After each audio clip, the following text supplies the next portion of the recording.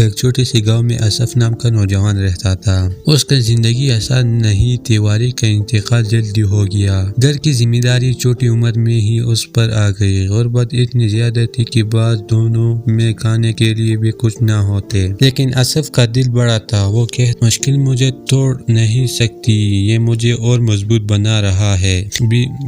اسف نے چھوٹی عمر میں ہی مزدوری شروع کی۔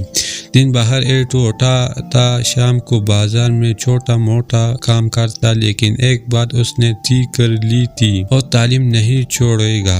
اکثر لوگ کہتے، اسف نے یہ سب چھوڑ دے، مزدور ہی بن جا، پڑھائی تیری بس کی نہیں، لیکن وہ مسکرا کر جواب دیا، ایک دن آئے گا جب لوگ میرا نام عزت چلے گے۔ وقت گزرتا گیا، اسف نے دن کو کام اور رات کو مطالعہ کیا۔ کئی بار ایسے ہوا کہ وہ کتاب پڑھتی پڑھتی سو گئی، ہاتھ میں کتاب اور آنکھوں میں آنسو، لیکن دل میں یہ یقین تھا کہ اللہ محنت ضائع نہیں کرتا۔ کالج میں داخلہ لینے کے لیے اس کے پاس پیسے نہیں تھے۔ اس نے دن رات محنت کر کے فیس جمع کیا۔ کئی دن گزر گئے لیکن اپنے محنت نہیں چھوڑی۔ آخرکار وہ کالج پہنچ گیا۔ وہاں بھی حالات آسان نہ تھے، مگر اسف کا حوصلہ بھی پہاڑ سے بھی بڑا ہو چکا تھا۔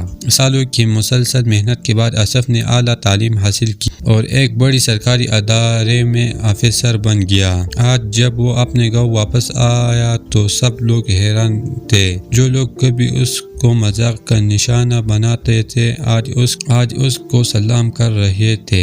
گاؤں کے نوجوان اس کے گرد جمع ہو گیا۔ اسف نے ان سے کہا، میں کوئی جادوگر نہیں تھا، میرے راز صرف 3 چیزوں میں ہے، حوصلہ، محنت اور مولا پر یقین۔ یاد رکھو، مشکلات زندگی کا حصہ ہے، جو ان سے لڑنا چاہتے ہیں وہی جیت جاتا ہے۔ اسف کی کہانی آپ ہر زبان پر تھی۔ یہ 3 سن کر کے نوجوانوں کے خواب جاگ گئے۔